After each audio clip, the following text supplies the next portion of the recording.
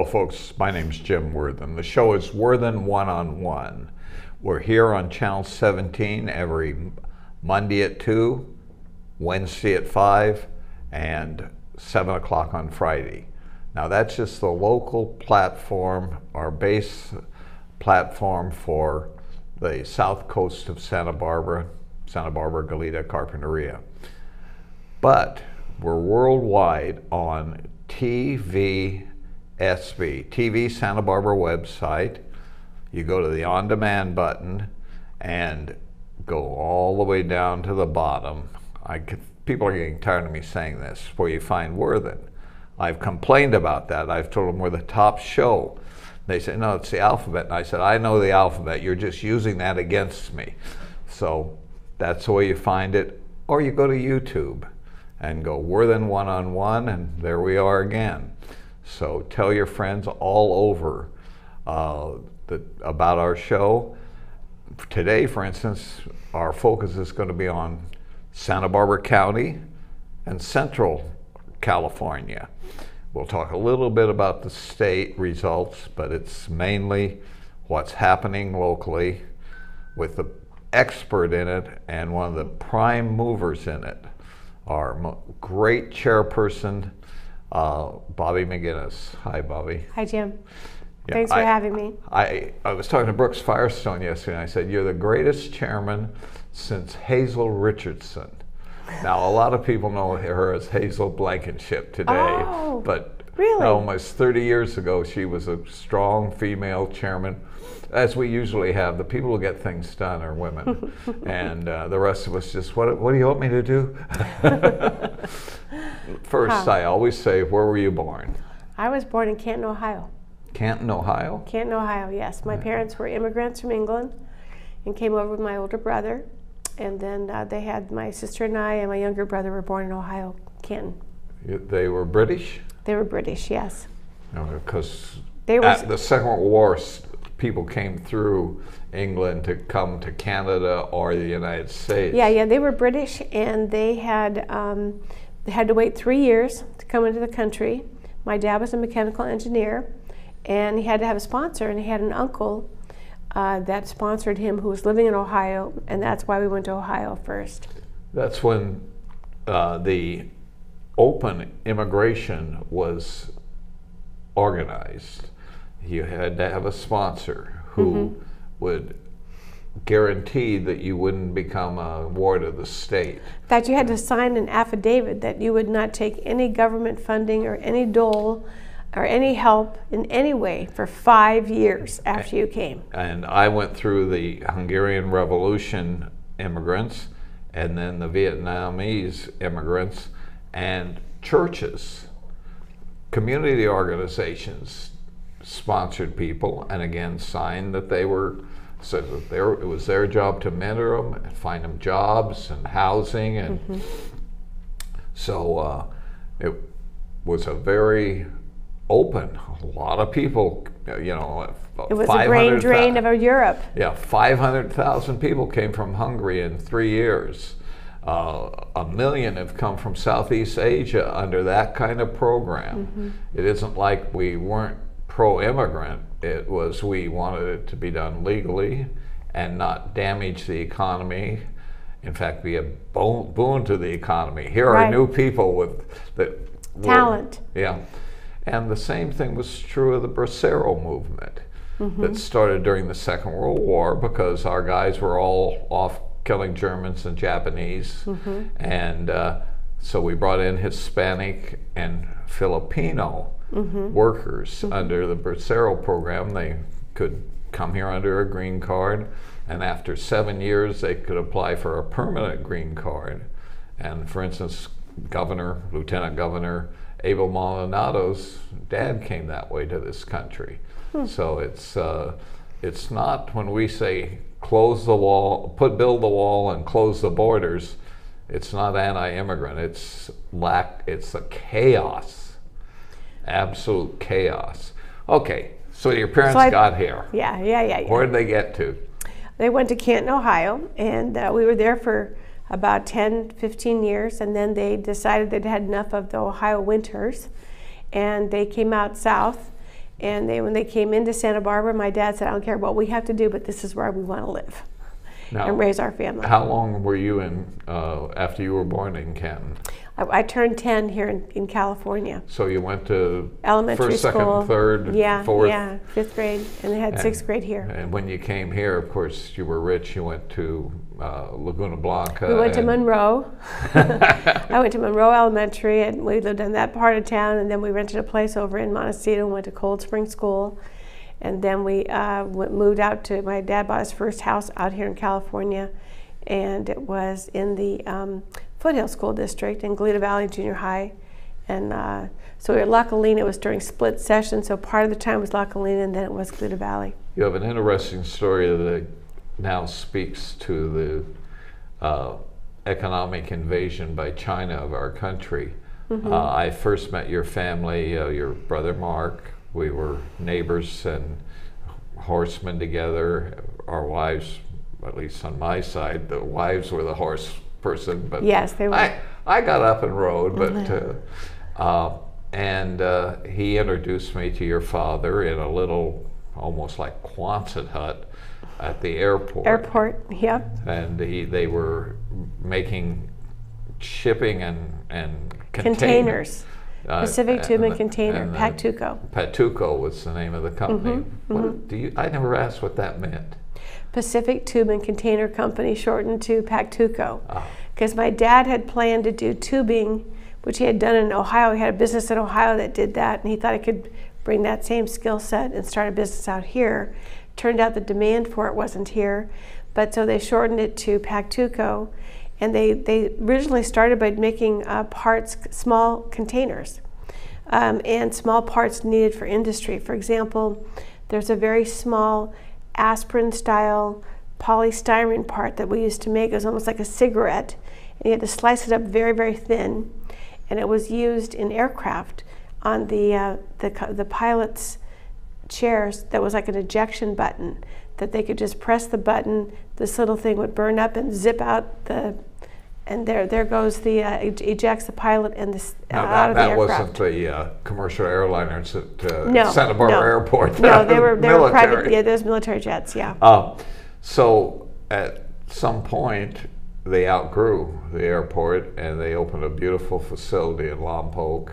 Actually, their first beautiful facility was on David Lopez Place. They built a building there, but what happened really was, Goleta was prosperous. You had all these industries that were in Goleta. Burroughs Company, Applied Magnetics, and Mentor, Delco, Circon, all these different companies that were making parts that needed packaging. So he designed the packaging, or the company designed packaging. As they grew, so did he grow. And then when they moved overseas to Thailand, they approached him. When I say they, the Applied Magnetics group, the Burroughs group, we need you to move to Thailand because they don't know how to make packaging over in Thailand. They didn't have the skill set to handle the plastics, because a lot of the computer packaging had to be very specialized because it could be easily damaged. And they were shipping it across the ocean, and they just needed somebody with more talent. So then they opened up a plant in Thailand. Really? And then actually opened up one in France, and then they opened up one in Hong Kong as well. So they expanded with these companies as they grew, and the plant in France was helmets, bike helmets.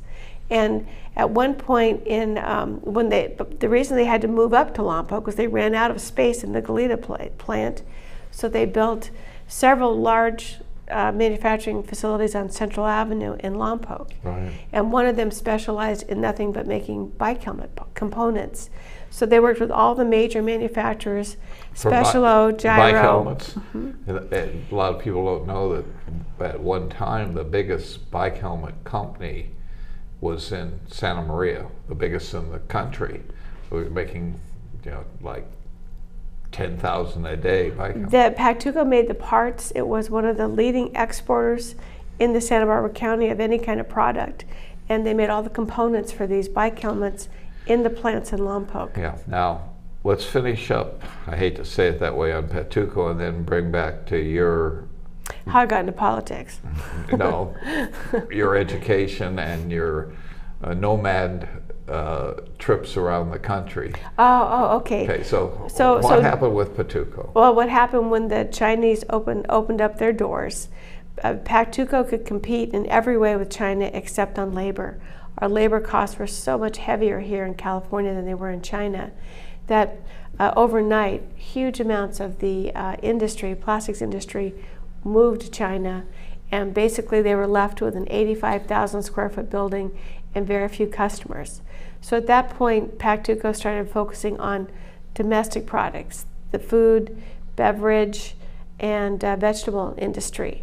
In fact, packaging. So, for example, the trays you get at Costco that services that has celery and carrots and dip in it, that was designed by Patuco many years ago, still in use today, because it was an efficient way to package the vegetables and sell them, like to Costco and places like that. And that was originally designed by your dad? By my brother. That's funny. Mm-hmm. We grab those trays now at Vaughn's or anywhere. Costco, yeah. Because we're getting 8 people are coming over for football. And bigger ones or more for weddings and, that's... And then Patuco, what finally happened is my dad at that point was like 78, so they had an offer they couldn't refuse. And a company called Fagerdala moved in and bought them. They bought several plastic plants all over the country. And they were the inventors of the Tempur-Pedic bed. So they had sold that, had a huge amount of cash. And the times were a little more difficult in the early 2000 to 2005 for manufacturing. And so they bought them, the company. Okay, let's go back to little Bobbi. Graduates from San Marcos? San Marcos High School, yeah. Okay. And UCSB, and met my husband at a golf course 5 years later, even though we attended all the same junior high, high school, college. And you met at the golf course? Yes, I dated his brother in high school, briefly, but I never met Mike until 5 years after college. And he was a professional golfer, had his PGA card, but he was on what would be now the lower He was an assistant tours. pro. Yeah, he was assistant pro, and he worked at Twin Lakes, and then he was working at Sandpiper. And then when we got married, Mike at that time held the course record at Sandpiper, was a 64, which held for a long time. He had the lowest score at that little 9-hole Ocean Meadows, 59 on there, 29 on 9 holes, and 59 on an 18-hole round. Anyway, so he was a good player. He did quite well, and it was worth it to give it a shot to see how we'd do on the tour. So I like to tell people he was in the top 300 of golfers in the world in the United States at that time. We traveled on the mini tour with a lot of players that went on to become great players: Freddie Couples, Mark O'Meara, just to name a few. And we lived in a motorhome, went from place to place. And it was actually a glorious time, although we didn't do very well making money on the golf circuit.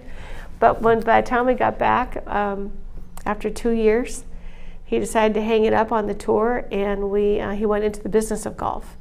And that's when he was hired by Sandpiper, Ken Hunter, and Ken Hunter Jr., and he worked for him for 25 years. So what did you do in the 5 years before you fell in love, and what did you do when your husband became a golf pro? Well, I went to graduate school. I worked for Patuco right out of college, and then I went to graduate school to get my teaching credential. I received my teaching credential, and then at that point, schools were closing. They were letting teachers go. They weren't hiring teachers, so I actually worked as a substitute teacher for about a year. I would say, about a year, and I realized I had to do something different. So my dad had a very good friend named Eddie Rode, who was a broker here in town, and he encouraged me to get my real estate license. So in 1977, I got my real estate license, and I never looked back. Now, I first met you, I think, in a headquarters at the corner of La Cumbre and La Cumbre and State Street. Oh, Chris Mitchum's office? At Chris Mitchum's campaign office. Yeah. And is that when you first really got your feet wet?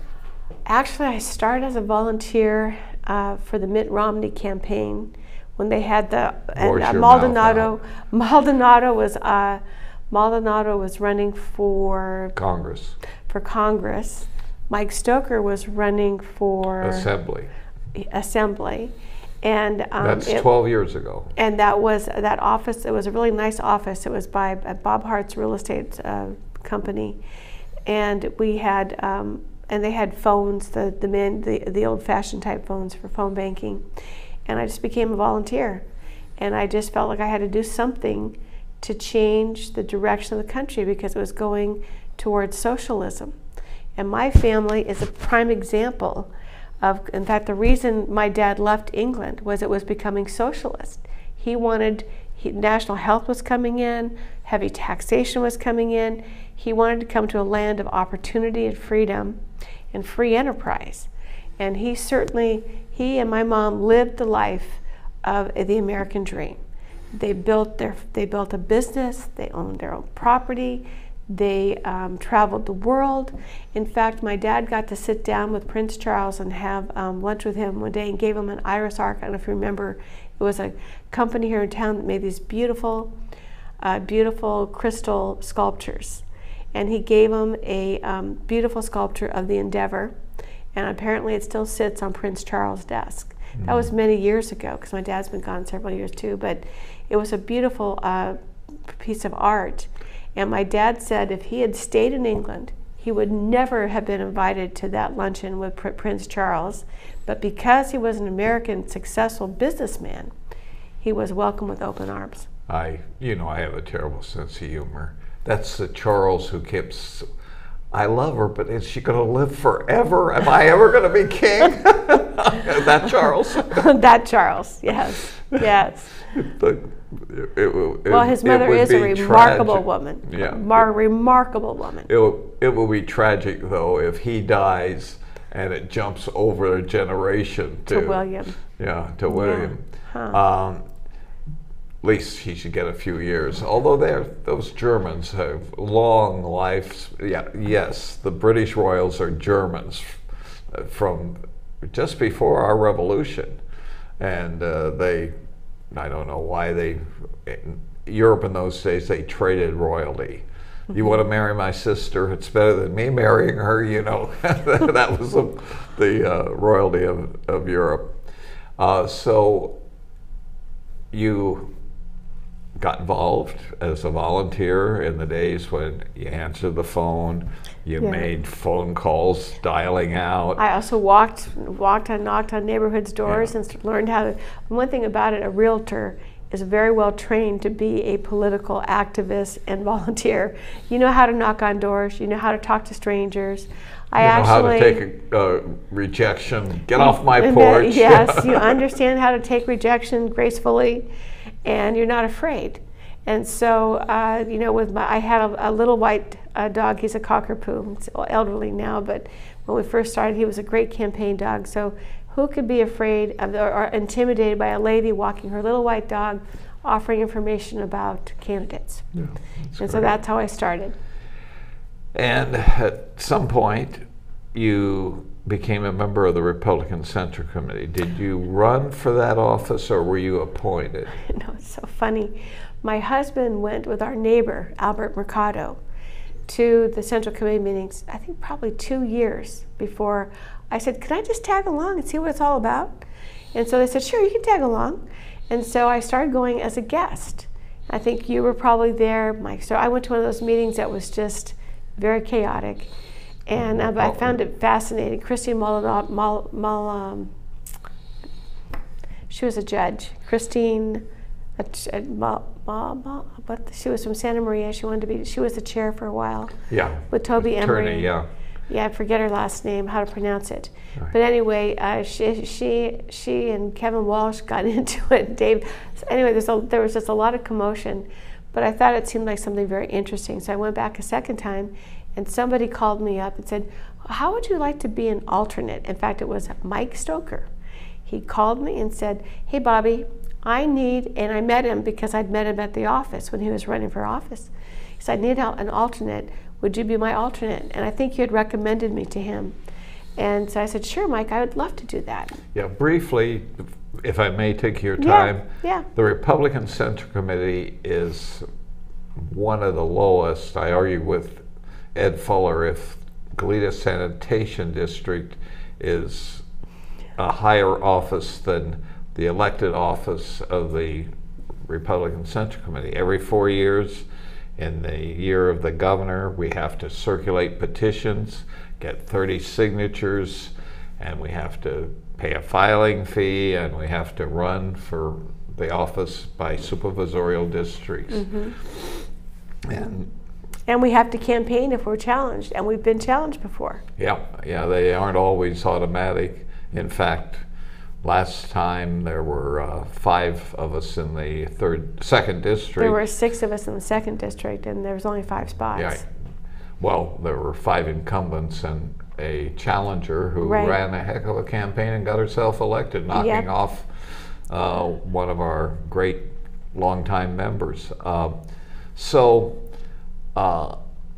And we are given under the state election code certain requirements. We're an elected body, we're sworn in, there are things we have to do, and sometimes that causes controversy. For instance, we just recently had some nonpartisan candidates for they're great for nonpartisan offices, but we had a couple file for the federal office, which is a partisan office for Congress. Same thing, there's a partisan, any state and legislature are federal, are partisan offices, and you have the R and the D and the INC. And so some candidates filed for Congress against the evil Salud Carbajal. The evil Salud. Wait, is he in bed with Nancy Pelosi, so to speak, politically? Politically, definitely. No, she's too good looking for him. And so we, at the last minute, several candidates decided they just couldn't run, including the one everybody was begging to run again, Andy Caldwell. And on the last day, he informed us that he had prayerfully considered it and couldn't run. And a candidate, someone who had been a candidate 8 years ago, and what had really been a cavalry charge of Republicans, 6 or 7 running to run against Lois Capps, and had come in 4th. And Dr. Brad Allen stepped forward, and we set a record according to the Election Bureau from signing that he was gonna, the last possible day, the day after Andy said no, he signed in, took out a petition, needed 50 signatures, and 3 or 4 people, and he ran around, and he got the 50 signatures, got back in, and was certified within 2 hours. And the election people said, we've never seen anything like that. But that was a function of largely the party, because our obligation is to find Republicans for every office, including nonpartisan offices. Yeah, the state party made it clear to all the chairs that they wanted to have an R on the ticket in every single race across because they anticipate there's going to be a red wave. And if this red wave hits, then Brad Allen may be there just riding that wave into Congress. But it will have to be the voters who decide. And the voters have to decide if they want to continue going down the path of the Democrats have led us on, which in California, we just took a ride down the state of California from your Wairika all the way down to I-5 into Paso Robles. And you can't help but wonder what the mismanagement that's going on. First of all, Sacramento has it's got a huge amount of homeless encampments under the bridges. And then you go down, you see the farmers with their big signs saying, dam water is good for food, grows food. That's DAM or DAM. DAM. DAM, right. And they there were groves of trees that were knocked down. It looks like because they couldn't get the water to keep them. Yeah, usually in California for years you'd see lemon trees, orange trees being pulled up for housing. In the Central Valley, you're seeing being pulled up because there's no water for them. And it's because the government, the Democratic government, has control of every aspect. Now, you have to remember they're environmentalists, and there is, at last count, 113 of these little something fish in the delta near where the salt water comes in the bay and where the fresh water. You have to have enough fresh water for these, so you're releasing literally the water that would serve 2 major cities or 200,000 acres of farms. They won't allow the reservoirs to be able to be increased inside to hold more water. So California, the water system we're currently in, as I understand it, was meant to service 80 million people. And how many are we at now? 38. 38 million. So then there should be plenty of water, right? And there's not. Yeah, well, there is so maybe plenty I got of that water. wrong. Well, much of it's going into the Pacific Ocean. They're sending it out the Pacific Ocean. Yeah. But it is, you just can't help but wonder, you look at all these farmers are saying, are you fed up yet? Vote Republican. And that is our message. Yeah. If you're fed up, vote Republican. And I'll add one more thing to it. We need to get back to a 2-party state. We only have about 28% of all Californians are registered Republicans. You have about 50% that are registered Democrats, and then you have this vast wasteland of no party preference people that are sitting on the sidelines. They don't belong to either party. They're not in the Democrats, and they're not with Republicans. I want to invite, I want to have a large tent in our Republican Party. I want to invite you into our party, even if you don't agree with us 100% of the time. If you agree with us 70% of the time, you need to join the Republican Party, because the only way California is going to get out of this dismal situation where the government is purposely impoverishing our people. Look at the gas prices. If our state legislature wanted to really help the common man, the working people, the people who put gas in their car, they could put a suspension on the gas tax, which would save at least $1.31 per gallon. That would drop it back into the fives, the low fives. So I'm asking for the no party preference, the American independents, to re-register. Re-register now before November. Re-register as Republican, join the Republican Party. Let's boot the progressive Dems out of office. We don't want socialism in California. In fact, I believe California survives despite the government. Yeah. That we are such a terrifically creative and enterprising state that we're surviving despite them. But wouldn't it be just an amazing thing to have a government that would support the people, that would not literally support by handouts and doles, but I mean by regulation that allows us to build our houses, build our businesses, and not constantly thwarting every enterprise that a person tries to do.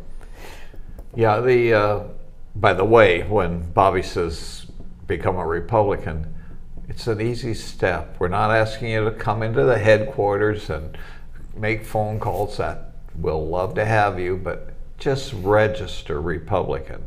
So you're in the network of information, so you know that R means something on a ballot. And it's never been easier, because now they have QR codes for signing up for registration. So you can go to our Santa Barbara GOP.org website, and there's a scan code right there. Just put your little iPhone up there, just like you do at the restaurant. Pops up the registration code with Secretary of State's office. It runs through our state party office, because we want to make sure you get registered properly. You sign up to register right there and then. You can re-register, and you can change your party affiliation overnight. And you can give, if enough of you do it, you can give Governor Newsom a heart attack. No, he's going to be president. You know, that's the word. But everything you see happening in California and what's happening nationwide, this is all being created by the Democrats.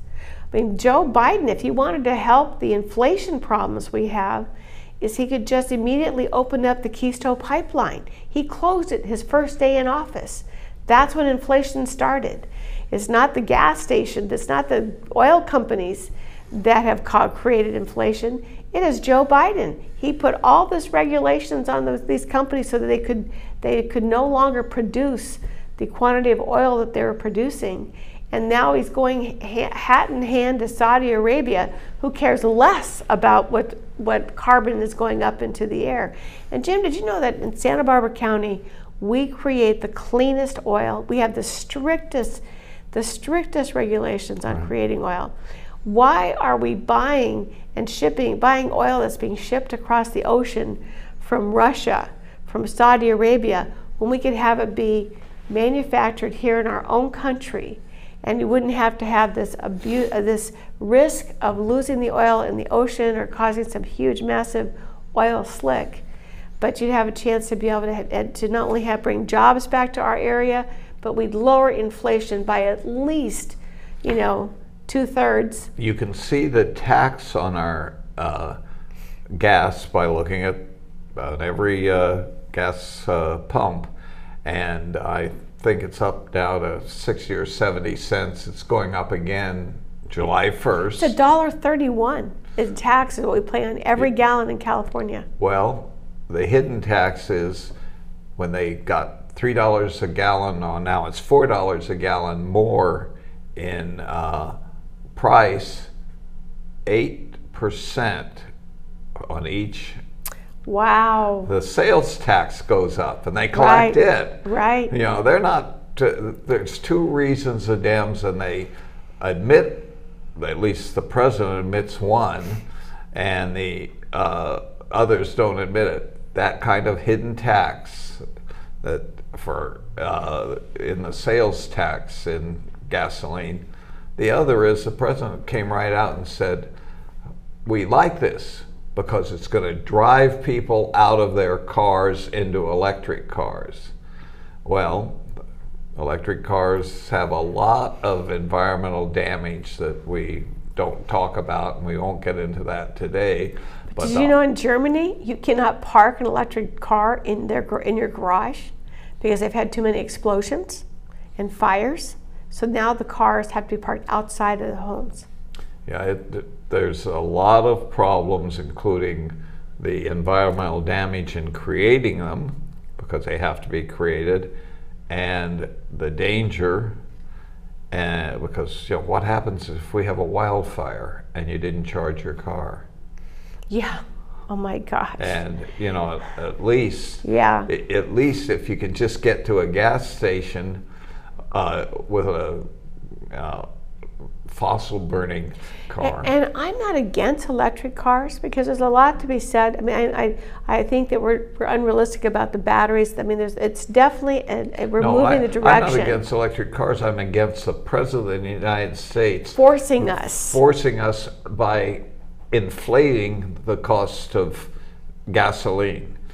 He came right out and said, well, this is to the new green wave.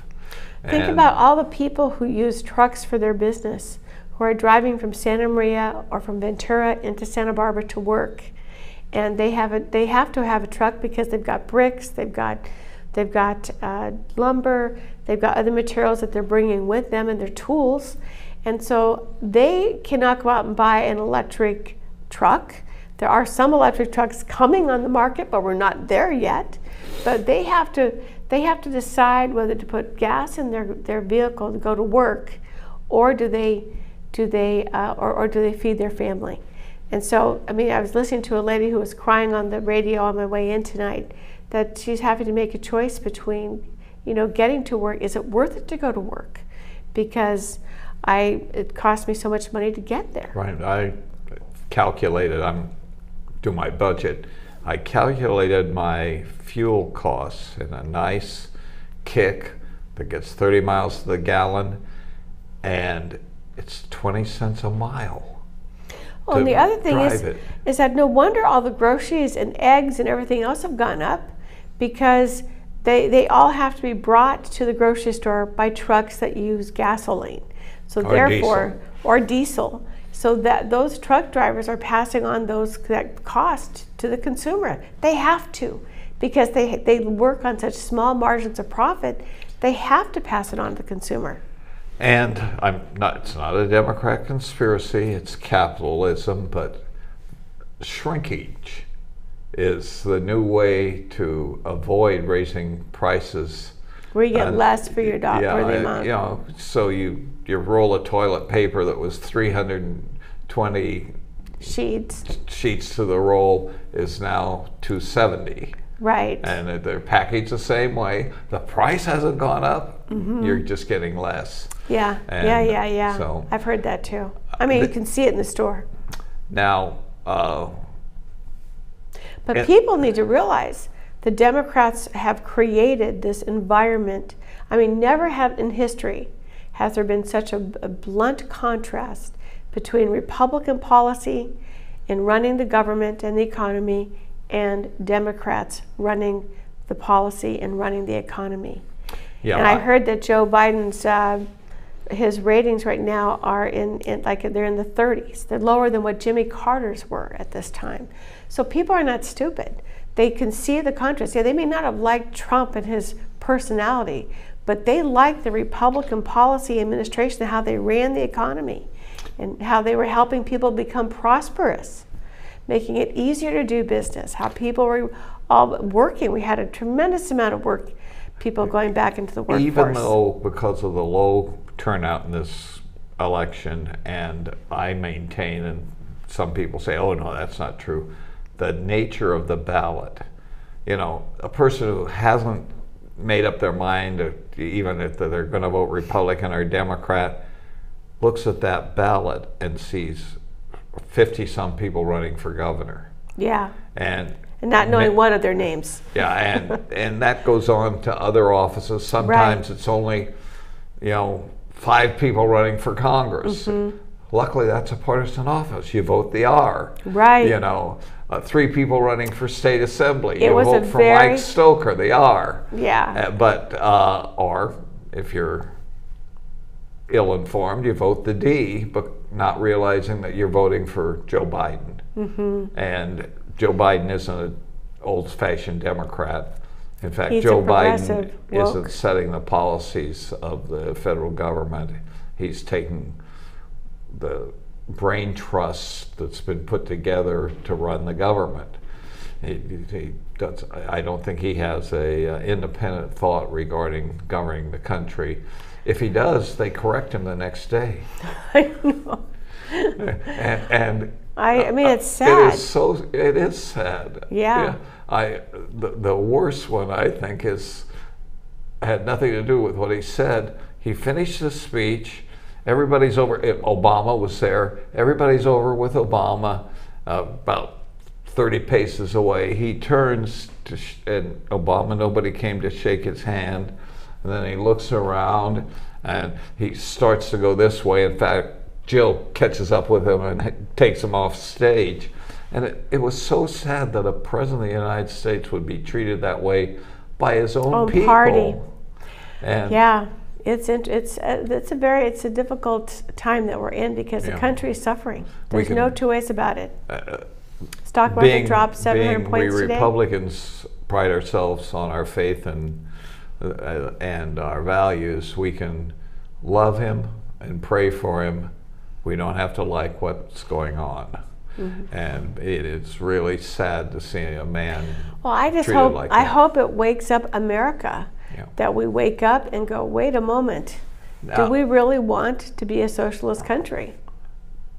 We now, because we want to talk about the election. No, yeah. Well, we've snuck in on it, but something happened in Texas this week, and in Texas, 5 Mexican, or Hispanic women either won or went to the runoff for traditionally Democrat seats along the border.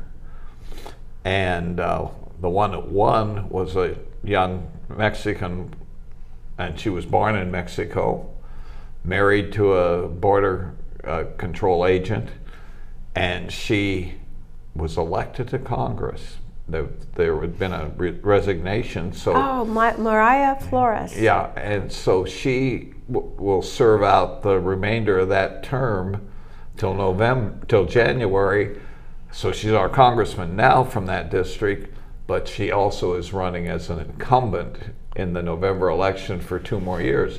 But there are 3 other Hispanic, I love to say this, they're all very attractive, all very conservative, and they are the new pattern of the Hispanic community. And we're talking about the Hispanic community that are registered citizens.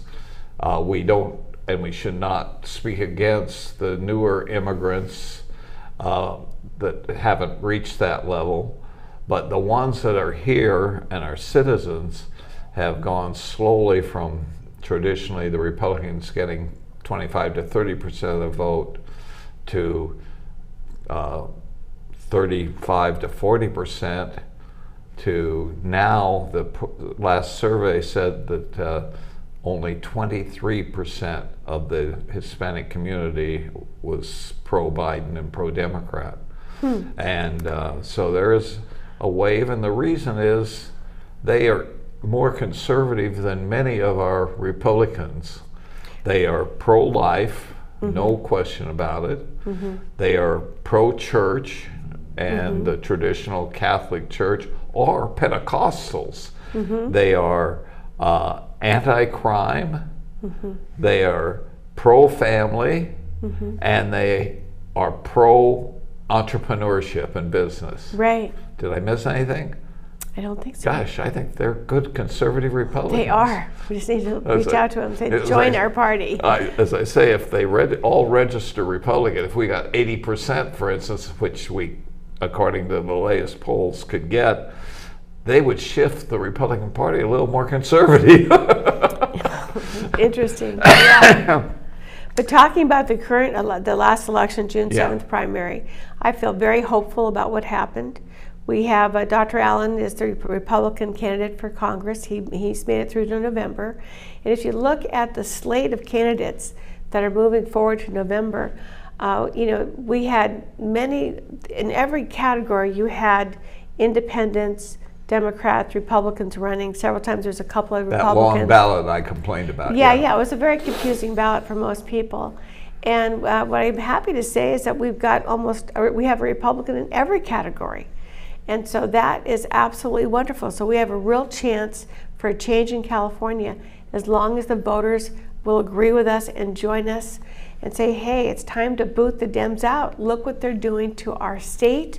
Look what they're doing to our country.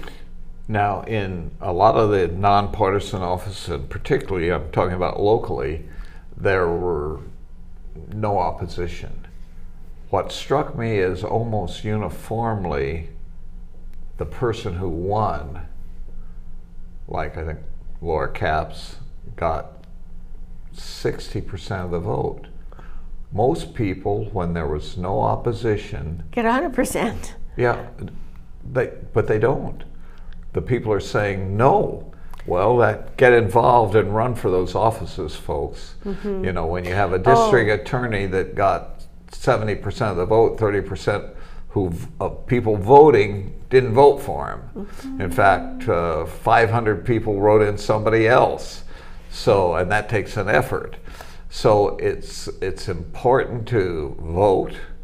It's important to get involved, and and run for office. We have 99 open spots around the county. I was just going to go to that. The next big thing, in the next 32 days, people have to decide whether they want to run for, we use dog catcher, but it's not that. it's School sanitation district, water district, school boards. Some of the city council races are up too, like Alita, and Carp, and none of those Santa Maria. are Republican label offices. They're nonpartisan. Yeah. Now again, we talked about the legality of the Republican Central Committee.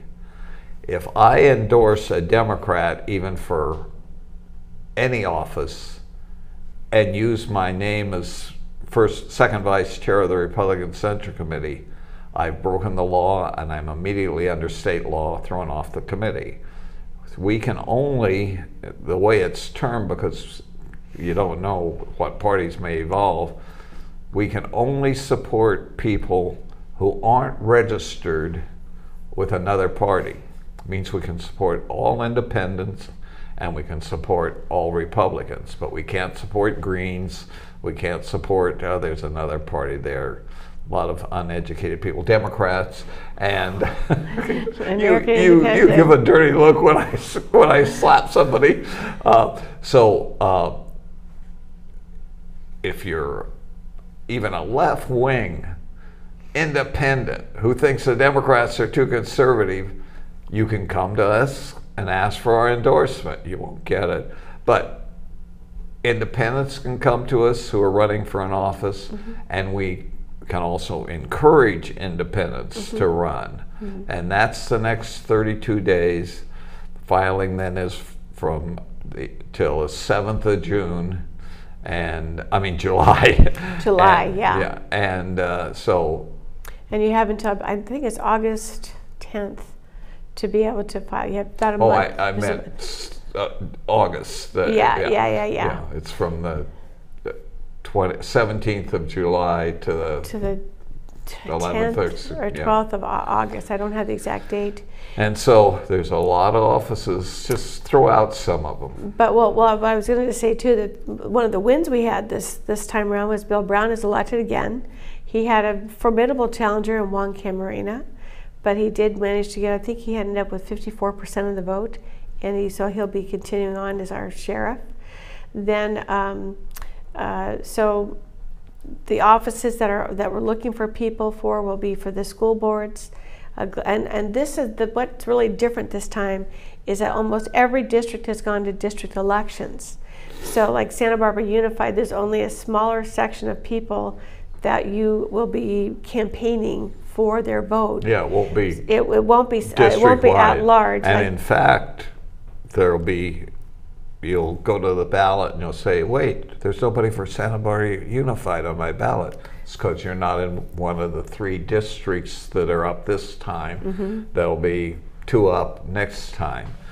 And so I believe almost all of the school boards across the county are all going to district elections, which means as a campaign, you have a much smaller group of people to have to contact. It means less money, it's less expensive, and hopefully we'll get better representation from our neighborhoods onto these school boards.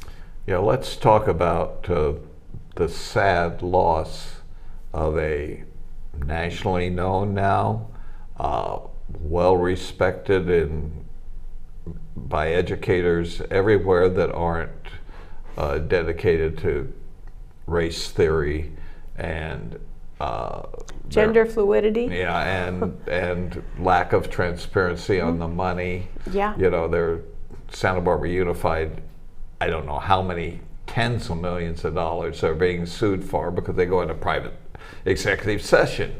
And all those lawsuits for molestation, for false firing, for all sorts of reasons, and we don't know, once the lawsuit's filed, we can't see it.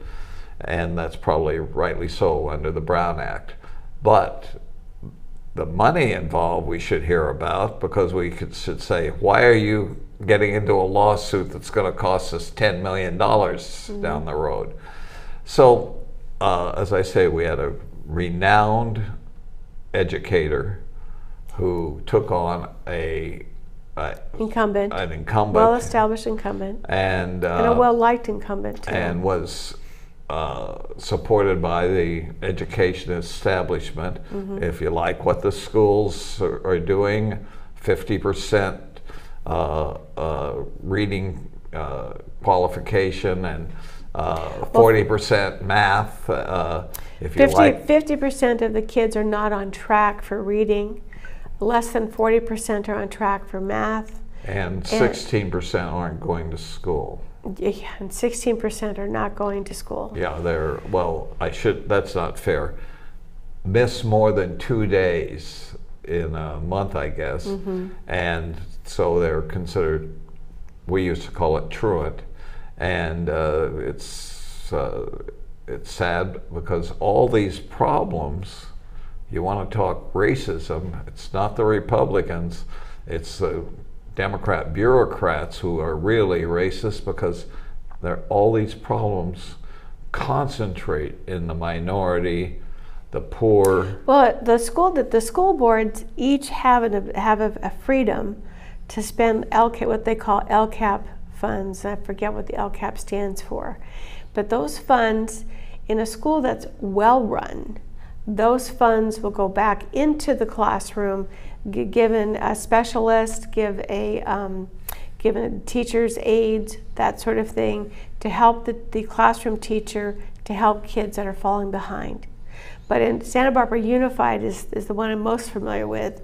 What they're doing is they are giving buckets of money to nonprofits here in town. I was shocked to find out that COM is getting $600,000 a year to send counselors into the high schools.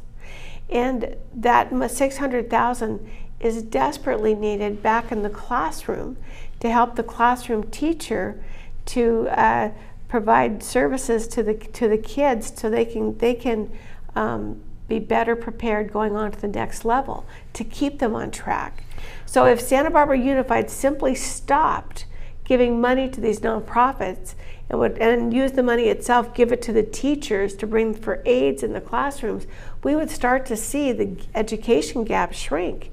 But they have their friends with Just Communities, COM, AHA, that they bring them in. And then the other thing that's happened with these nonprofits is they've opened up the door for child abuse, because the counselors that are coming from these nonprofits are not vetted like a classroom teacher.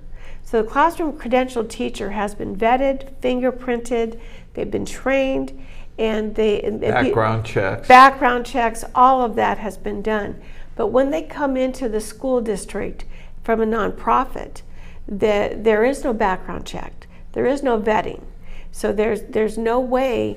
And then in the case of Matef, who was the ethnic studies now, there's a counselor named Matef with articles in the news press where he was, in 2005, one of the superintendents had identified him as somebody who had a problem. He was a problem with kids. He should never be allowed to teach and be involved with kids ever again. Molesting.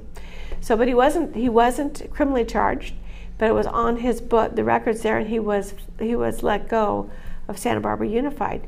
Well, within a few years, he came back as an ethnic studies now counselor. In the 10 years that he's been involved, he lost his credential in the state. He did some prison time, I think, or jail time. Now that I'm not 100% sure of. But what happened was he was allowed back on campus, even though the administrators and the board knew of his past. And he's That's one of the big lawsuits. Yeah, he's molested. We don't know how many kids he may have molested. We know of one that has taken him to court. And well, we can't accuse him being gay because he's an equal gender molester. He molests women and men. Oh, I don't know about that either. But what I'm saying is that by having these organizations coming in that are not transparent to the parents cannot get the curriculum that these nonprofits are teaching. The bottom line is we've got to get parent-oriented, value-oriented people to run for every school board seat that's open. If you want to see a return to Carpinteria, Santa Barbara, Goleta, Hope, Lompoc, San Ynez, Santa Maria, and Santa Bonita. Also the College Board and the And the County Board of Education as well. But they're all by district. If you're interested, you contact us, and we'll find out where you can run and help you. If you're that interested, we want you helping the people that are running, and then you're ready in 2 years, because that's the way the rotation of these districts are. So Christy Lozano's run against Susan Salcido, it wasn't personal. It wasn't against Susan Salcido. It was trying to put somebody in that position who was going to safeguard the use of these LCAP funds and redirect them back into the classroom when you have boards that are not I was authorizing convinced. that. She came, spoke to our center committee, and I mean, Yeah, she's a very nice lady. Salcido. And I'm convinced she was oblivious to some of these problems that were below her pay grade, that she, wouldn't go down and fight with that school board. Well, her description of critical race theory was something that we would all accept and embrace. Yeah. But what's actually going on in the classroom is a completely different story. Critical race theory teaches racism between people who are white and people who aren't, which causes great confusion in our interracial community. But just an example, and we'll conclude with this, there's been now up 12, 15 incidents of racism in our Santa Barbara Unified District. Well, obviously, white kids are beating up on black and Hispanic. No, it's between the Hispanics, and they're beating up on black students. It isn't the black students. They're graffitiing Santa Barbara Junior High with the N-word and other things. But the way the school board reports it, it leads you to believe, oh yeah, that's those white guys. No, it's not. No, well, the other thing is that what everyone wants for their kids is opportunity to prosper. And if you're not well educated, if you can't read and write and do math, you are not going to be able to succeed in this high-tech, highly educated environment of the world that we're creating for our kids. So opportunity is something that the schools need to bring back to our kids. And I would amend that by saying the realization that everybody's not going to go and get a PhD from Harvard. We need to help have the trades and the mechanical aptitudes treated almost like those who are qualified to go to Harvard. Well, absolutely. Well, I know that electricians and plumbers make very good money these days. But yeah, we just need, education is the way out of poverty. We'll do it again, Bobbi. Thank you, several Jim. times between now and November. A lot to talk about. Yeah. All right.